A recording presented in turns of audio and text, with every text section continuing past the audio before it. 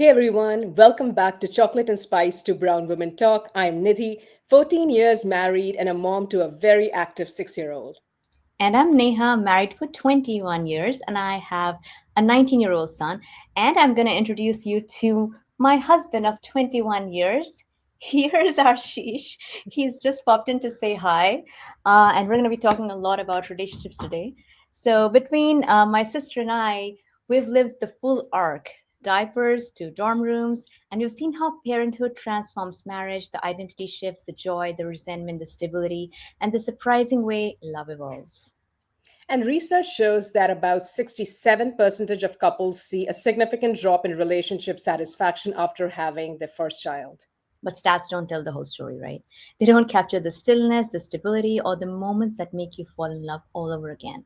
So today we're diving into the good, the bad, and the messy truth of marriage after kids and what it takes to keep going through different seasons of parenthood. Nidhi, I'm going to start with you because, Vikram is pretty young and you are in the thick of parenthood and obviously working out with your relationship.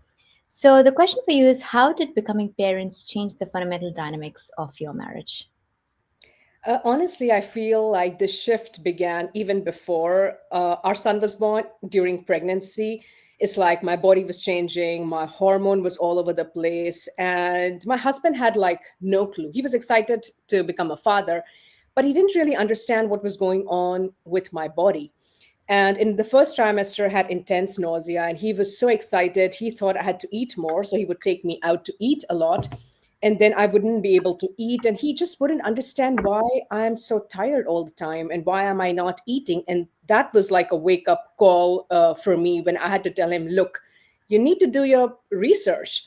You need to figure out what happens to a woman's body throughout all of these trimesters. So that was the first big communication shift in me saying, you need to meet me where I am at, not, where you imagine where we should be.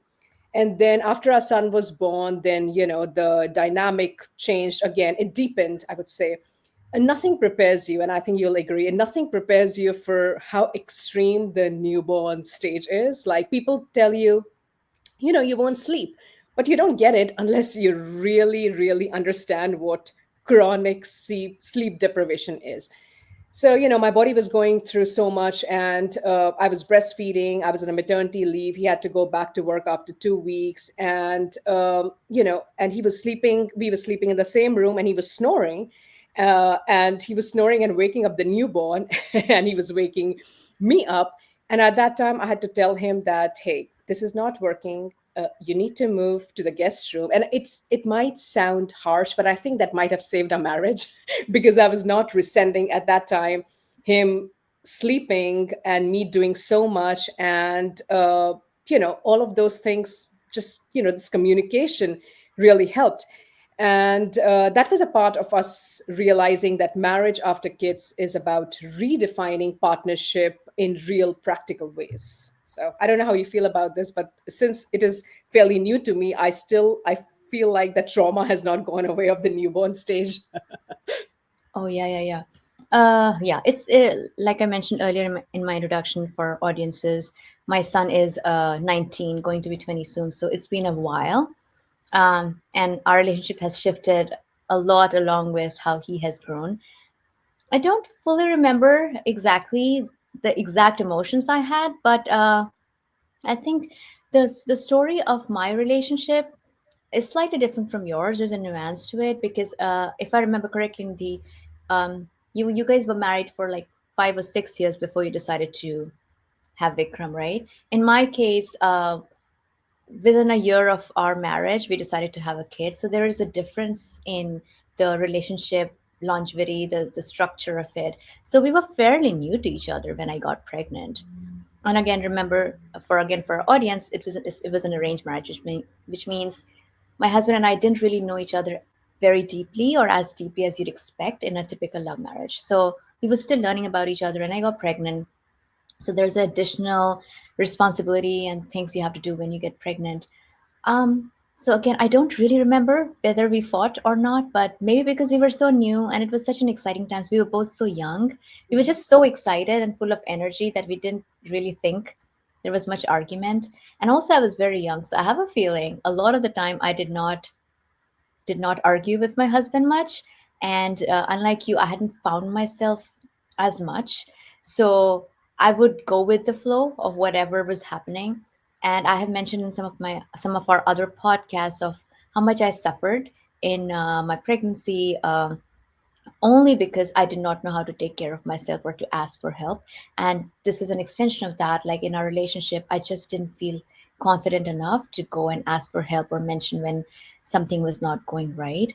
So, and after the birth of our son, oh gosh, I definitely remembered the sleepless nights and all of that. And yeah, he used to sleep in a different room, and for me, just to make sure that he doesn't get disturbed, because he'd have to go, like I was on my leave, but he'd have to go work the other day, and so it was on me. So it was like a full day, no rest marathon for me for at least his newborn phase.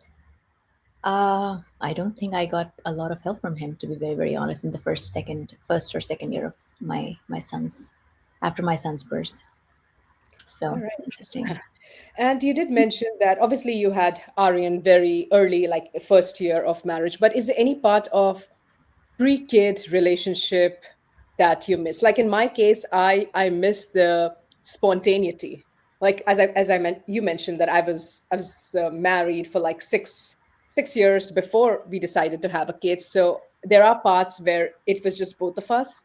Mm. So it was like, we have to go for dinner. We just get up and go for dinner. We need to go out somewhere. We just pack our bags and go. We would have like lazy Saturday, whole day sleeping. And I don't think in the 6 years of having my kid, I've slept in even a single day. I've forgotten what it means to sleep past like 7 a.m. So once we had Vikram, once we had the baby, everything became about planning, logistic, calendars. Even something as simple as going out for dinner involves getting a sitter, checking the nap time, being prepared with snacks and all of that. So that's a part of us that I sometimes miss. And obviously, it's gotten better because he's 6 years old. He's a little bit more independent. But our time together is a lot about dividing responsibilities and who is doing the pickup, who is ordering things, and who is paying this bill. So I do miss that, ease and playfulness of just being husband and wife, and not constantly like mom and dad, and always have this worry in your mind about, taking care of a living human being. Hmm, that's very interesting. From what I remember, yeah, I mean, of course, there is incredible structure when you have a kid around, and you have to make sure your life is around that kid structure. Uh, but interestingly, I don't think either of us ever felt it much. If anything, I kind of feel like that structure helped us to be more disciplined.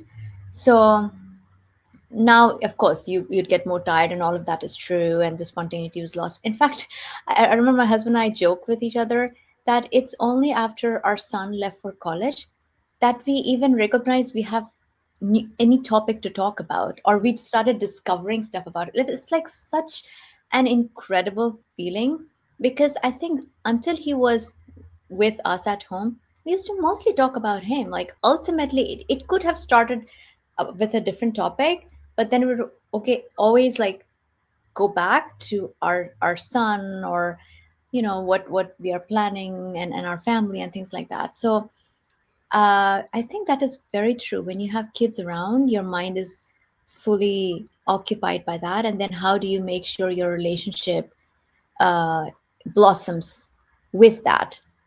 Mhm. Right. Yeah, I don't think I did anything extra, but I do realize we missed out on a lot because we didn't particularly, like you and Siddharth, you guys make sure to have specific time for yourselves. I don't think we ever did it. Um Good for us that we were fine, but we're doing that now after our son left for. In fact, once our son started going to high school and didn't But want to that's sit the pros around. and cons, right? That's we always talk about what are the pros and cons of having kids early versus having kid late. You are a perfect example of having kid in your early 20s, and now even in your late 30s, you could do your own thing. You had, you rekindled, or not rekindled, not that it was lost, but you started having time together. In my case, I got time in my 20s, but I decided to have Vikram in my 30s. So I had, it's a little bit of different chemistry. But yeah, I mean, I've seen you and Giaji, you and your husband, like talk about different topics, and kind of not just talk about your son, but you talk about different things. And that's something I've learned from you, and that's something I do with my husband. Like, obviously we talk about son, he's always a priority, but we make sure we talk about other things. Like, we read something, we bring it up. There's news, something happening, we talk about that topic, so that we keep each other informed, but we also have this little you know time for discussion. And I think that is one thing that is also, like, since we are talking about marriage or relationship after kid, that is something that also keeps the spark alive. I 100% agree. And in fact, there's this funny thing. I call it funny, but I really appreciate it. So my husband and I now have a ritual. It's called coffee date. We call it coffee date. And we've been doing it for several years now. My son's in third year at college, and we started doing it when he just entered high school. So I don't know, six, however many years that is. What we do in that is we both go out every weekend, at least one day every weekend, if not two, to a coffee place, like a cafe, because we both discovered like that's one place we both agree we are both like, which is coffee. Because if it were a dinner or lunch date, we would first of all fight over where we want to go, and then we just eat, perhaps not talk. And coffee is a place where, cafe is a place where you can just sit and chill. So that was why we decided on coffee dates. And it is truly a date because we both would go out. I would dress up. I always dress up for my coffee dates. And that would make me feel like it's an important occasion, just to give it a sense of importance. And then we go drive and go to a cafe. We try to find new cafes. So that's an interesting adventure. And we just sit down, order a large coffee, order some bakery goods, and talk for hours. Like sometimes we've spent two or three, like 3 4 hours go by and we don't realize, but at the very least 1 or 2 hours. And because we have nothing else to do, there is no distraction, it's just a coffee. And the rule is no phones, so we both look at each Oh, other and we, nice. I love that rule. yeah, That yeah, is no phones. if so if one of us pick up a phone, the other calls us, the other one out, and so no phone.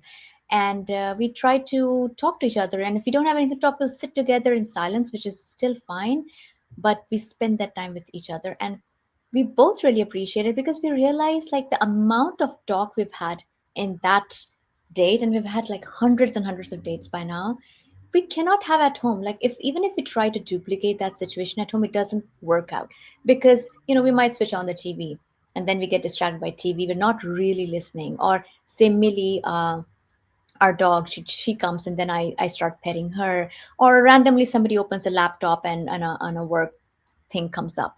So at least for us, a new environment really helps foster that feeling of adventure and newness, and keeps, I feel like when we talk about keeping the spark alive, in my opinion, for my marriage, it has been very, very helpful, particularly after we were empty nesters, because it is probably a topic for another discussion. But empty nester is a really strange feeling, especially given we both were very, very involved parents.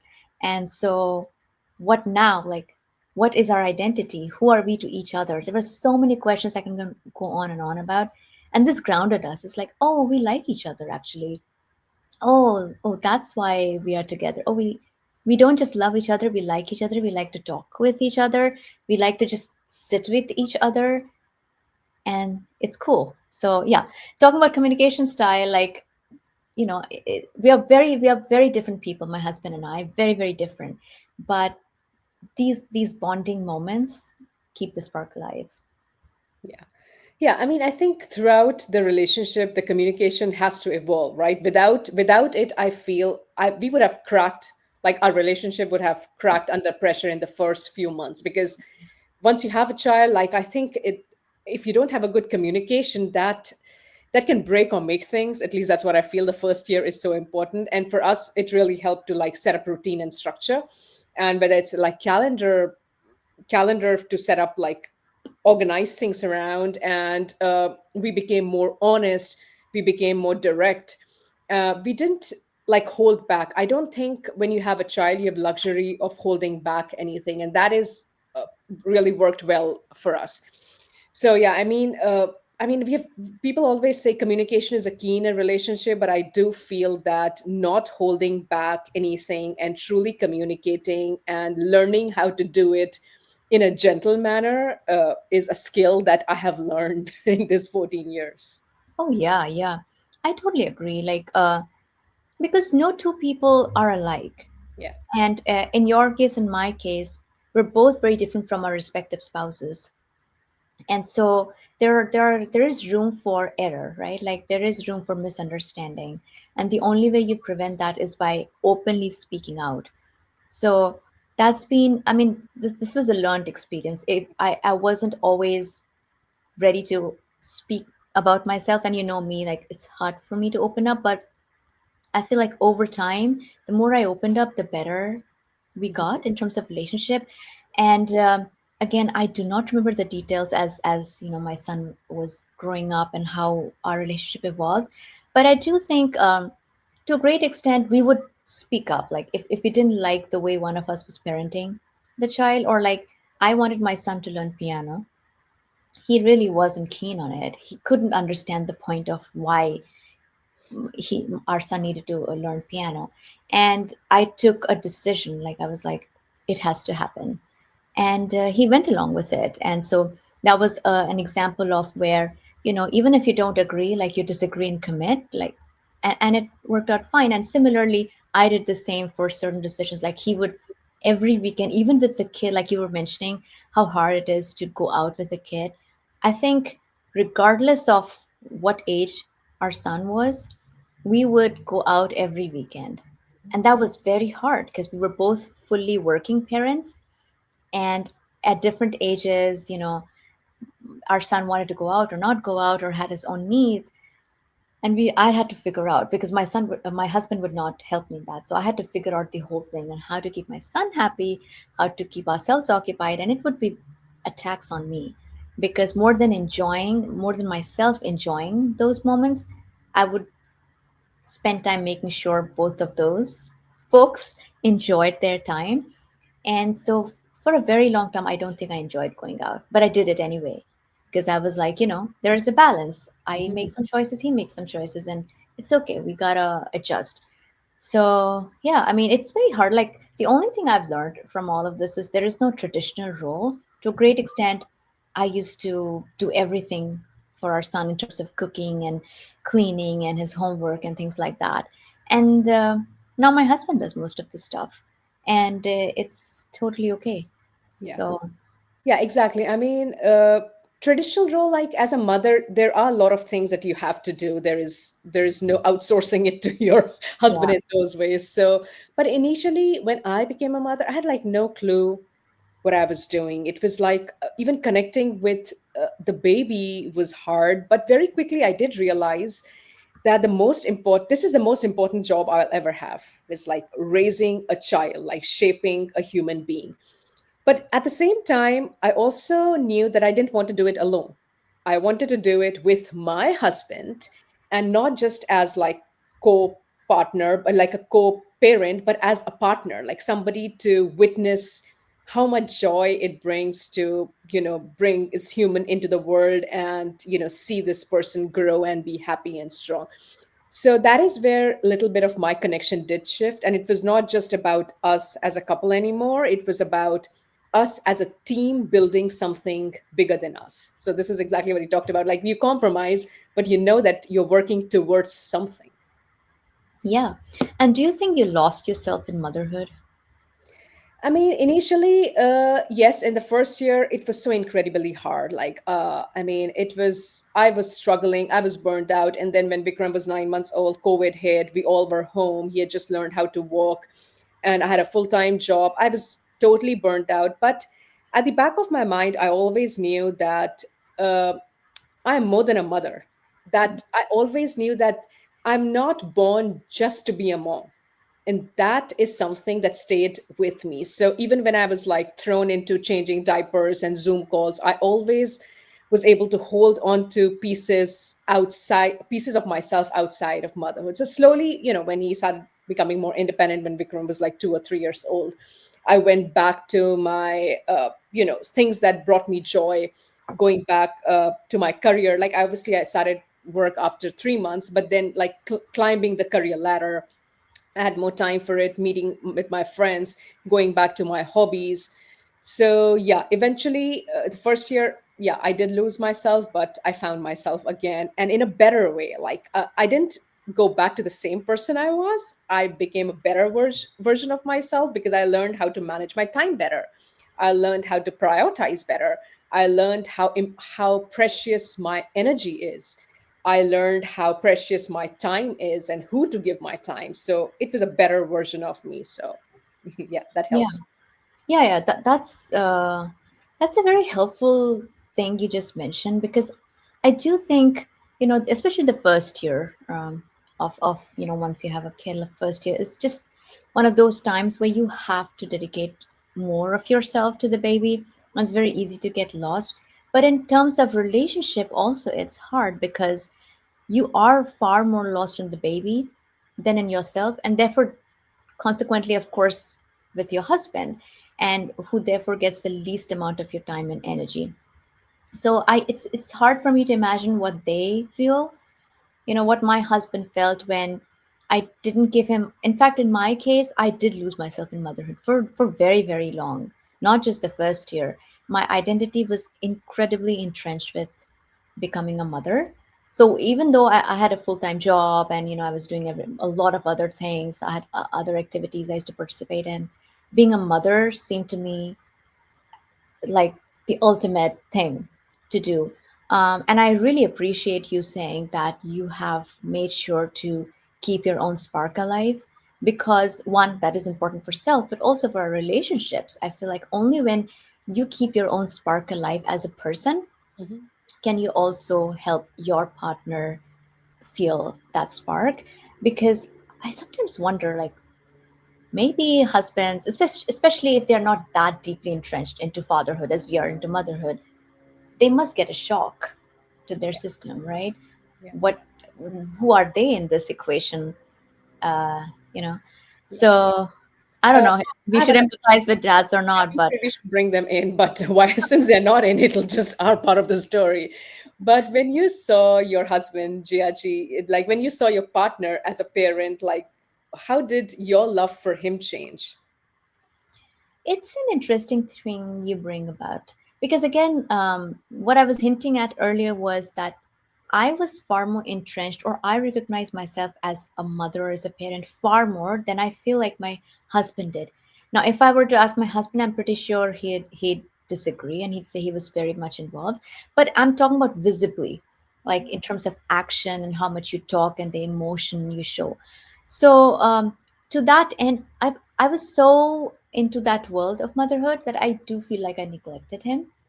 And while I don't feel guilty about it, it's very hard for me to therefore say, if I recognize anything newer in him in that phase. Again, because I was just so involved in my son's life. But he was always very sweet. Like, he was always very supportive. He was always somebody who'd make sure my health was prioritized, or whatever I'd ask him to do for our son, he'd do it. So it kept going, and I truly, I mean, I'm being very, very honest here, I never sat until, again, my our son turned 15 or 16 and was old enough that he didn't need my attention. Until then, I never truly sat down and analyzed what happened to our relationship. It was like one of those things where another day as usual, you know there's nothing new happening, and we're fine as we are. We don't have to do, like, it was like status quo. Whatever is happening is happening. And then there came a point where, like, oh wait, you know oh, you're special, you got all of these qualities I'd forgotten about. And then he discovered those things in me, and then I feel like we bonded more. So a lot of learning experiences for me, I guess. But it's uh, such an honest conversation. Like you're being so honest. Like the first 14, 15 years, you kind of were in that auto mode, right? You're just Oh, doing the same thing every day. Your priority is always a son, and the other partner is like a roommate. Like you're doing the things together, but you're not really paying attention. But then after he moved out, you were still able to like rediscover your relationship, which has its own charm, right? uh, yeah, yeah, I think so. And did you, I mean, you are still very much in the throes of it, given Vikram is so young, but do you feel like you are yourself again already, or are you still working towards it? I think I'm good now. That's cool. That's very good. No, I mean, You, no, I found myself again. I was lost a couple of years, but I said I truly made an attempt. I hmm. started working out whenever I felt ready. I got help, like we talked about in the motherhood episode too. I got help. I was not afraid to spend money on getting all the help I needed, and my husband supported. So that's where the partnership comes in. Like he supported me, and he understood how important it is for a mom or a mother to be happy, because he realized if I'm tired, I'm not happy, i I make sure nobody else is happy. And you know me, how cranky and rude I get when I'm I not fed and when I I'm know. And Siddharth and I, both of us call you out on it. It's like sometimes you are very rude, and these days Vikram does it too. So I know. So that's why I've understood the triggers, which make me not a good person. I'm working on myself, but yeah, as far as that, getting out of that, early motherhood, I think I feel good about it. There's still obviously days when I'm in the auto mode, just like you. It's like just scheme the same thing, but I try to pause and think about, you know, what I'm grateful for in my partner, in my family, in you, my parents, whatever. So I think I'm making an intentional effort towards it, which is wonderful. yeah, that's absolutely lovely. And I think like because we're talking about kids, the other thing that occurs to me, it may not have happened with Vikram already, but thinking about my son, he watched our relationship, just like I'm sure Vikram is closely watching your. And there came a time when he could verbalize what he was thinking about our relationship. And I remember he would start questioning things about our relationship. It's like, you guys don't talk, or you guys don't really know each other. And like, it is incredible to hear from a 10-year-old the state of your own relationship, because you are in an auto mode. You don't sit down and think, oh, what do I love about my husband, or what is going wrong, because you have to get stuff done. And but your kid is watching you. Your kid is noticing there are fewer hugs, or there are fewer chats. And I do feel like that helped. But also, I wouldn't have wanted a kid to have to go through the motions. But I have a balanced approach to it. It's like, then and then my son and I did chat about it, and we talked about it. I wanted to be as open as possible about my relationship with my son, so that one, he understands where we are coming from, and two, like, hopefully he learns from any mistakes we may have made. So it's just like another interesting angle to the whole story, where you don't have to build a relationship to prove a point to your kid, but the kid is watching. And They absorb everything. I mean, so I don't know if you remember I was when I was thinking about preparing for this episode, I was thinking back to our like when we were growing up, what we saw our parents do. So when we were growing up, I don't know if you remember, Papa obviously loved Ma, and he always respected Ma, and he showed it in his own way. And there was one time when I think we were not being kind to our mother, or we were arguing with, I don't know what the case was, but Papa suddenly said, if you disrespect Ma, if you talk to her like that, there is no place for you in this house. Anybody who disrespects my wife has no space in this house. And I was so shocked when he said it. I was like, wait, is he going to throw us out of the house? So, I mean, I was young, so I was like, oh my god, zero he's or one. going to throw us out. But Papa was standing up for Ma, and that shaped my idea of respect in marriage. So, to your point, like, I remember this, like, it was so many years back, and that kind of makes such a mark on me on what love, respect in a marriage is, and standing up for your partner. So, I'm pretty sure the kids are watching, right? Yeah. And same, like, does it matter if we are arguing in front of them? Hmm. And in my opinion, no. To an extent, you don't have to go and open up your whole life story in front of the kid, depending upon their age. But then they get to see the evolution. They get to see that relationships aren't meant to be this fairy tale, perfect romantic story. There are ups and downs because at least, my son would question me a lot about arranged marriage and love marriage, on which we've also done a podcast with him. And he could just never understand. He could just never understand how we were married with each other if we didn't love each other. And he never understood that we did love each other. It was after the fact instead of before the fact. So he would always use that lens to say, "Oh, you guys don't love each other. That's why you're fighting." And then I had to tell, like, no, even if we had loved each other to the moon and then married, fighting is a natural course of event of two people living with each other.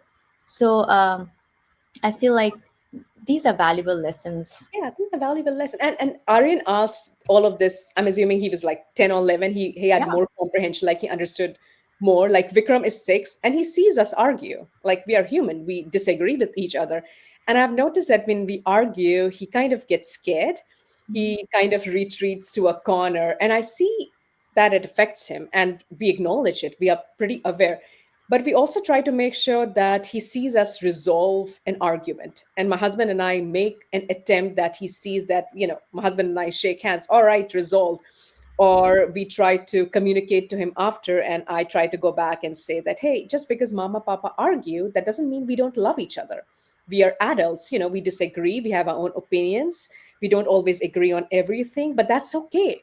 So I don't know how much of it understands. We'll find out later, but at least I make sure that he hears these words, because I do want him to understand that marriage is not perfect and it's not conflict free, right? I mean, I think that is very important lesson that we can give our kids. Like marriage has its own seasons, right? We all have had seasons of ups and downs and good times, not good times, but we all make it work. And Yeah. I want him to understand that. And we try to show physical love to each other. I always say thank you to my husband when he does something good. One other thing that I help Vikram understand is people have different ways of showing love. Like if Siddharth, my husband, like his way of showing love is not through gifts or flowers. He does his own thing. Like he washes my car every weekend, he fills the gas, he does the state inspection, he does all of these things. So I make sure that I tell Vikram that, hey, this is how Papa shows love. It's not always through gifts or flowers or cake. There are different ways people express love, and that is okay. So again, I try my best. And most of the time, I don't even know what I'm doing with my son, but yeah. Yeah, and even like the point that you touched about, even for the two adults in the relationship, Mhm. this question, even today, 21 years into marriage, I wonder if my husband could have given me more gifts. And then I think to myself, can a sillier human being exist, right? Really, are gifts truly the embodiment of a person's feelings? Potentially, but potentially not, because that other person could do so many other things to indicate love. And so, to your point, you know my husband, right? Like he has never given me a gift, and the one or two times that in my life that he's given me gifts is after I've pushed him a bunch and shamed him into giving me a gift. And I'm a very gift loving person, right? Like I love giving gifts and I love receiving gifts. So for very long, I kept wondering if something is wrong in our relationship because I don't get gifts. But to your point, he does so many other things. Yeah. If I just close my eyes, or don't even close my eyes, just pause for a minute and just think, I realize he has done so much for me. Why do I need a gift for him to further indicate that he loves me when, he'll take me wherever I want to go. He will wash the dishes. I have to just say what I want to eat, and he will help with that.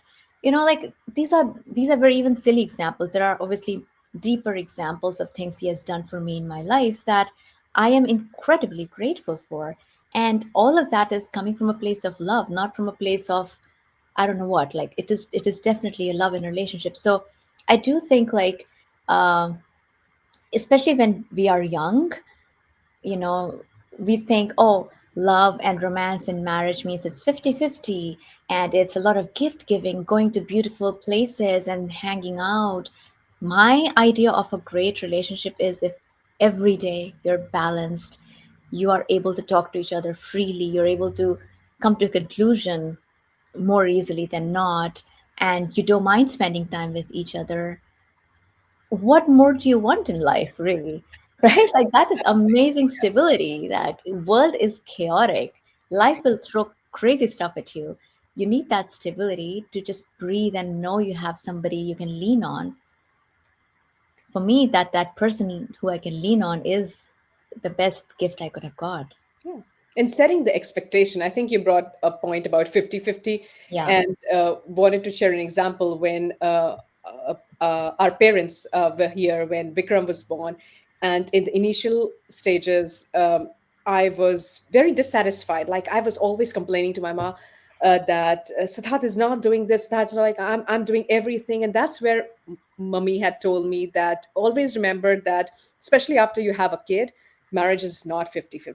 It's going to look 20-80, 70-30. And the sooner you understand it and kind of accept it, the better it is for you. Otherwise, you're setting yourself up for disappointment. It eventually would even out, but with the thought that everything is going to be equally divided, never works. So yeah, I mean, for me also, it's like at the older I get, the more I appreciate the calmness, the calmness in a relationship, the fact that my husband and I can just sit together. We don't even have to talk. Most of the time, I'm so tired. Something happened at work, and I think I'm going to talk to him about it, complain about it. By the time it's dinner time, I'm so tired that I don't even speak about it. But the fact that we both can just sit and quietly have dinner and then watch our TV for 30 minutes and go to bed, that is pure joy. I don't want anything else in life. I know the movies and social media portrays a different picture to all of us, like flowery thing, going to Euro trips and, having all that fun. For me, it's just the older I get, the more I understand whoever matches my wavelength and matches my energy and supports me is the best partner. Absolutely 100% agree. Couldn't say that more. Like every evening come back and know you both are aligned on what's going to happen. Isn't that the best thing in the world? Like what more do you want? So I think we've chatted a lot, and I know we can go on and on about this. But as we wrap things up, I think one thing that's very clear is that marriage after kids isn't any less love. It's just a different love story. It's just you are a different person. You're a more mature person, and sometimes things are quieter. Sometimes it's harder, but it's also more layered and resilient. Yeah. What do you?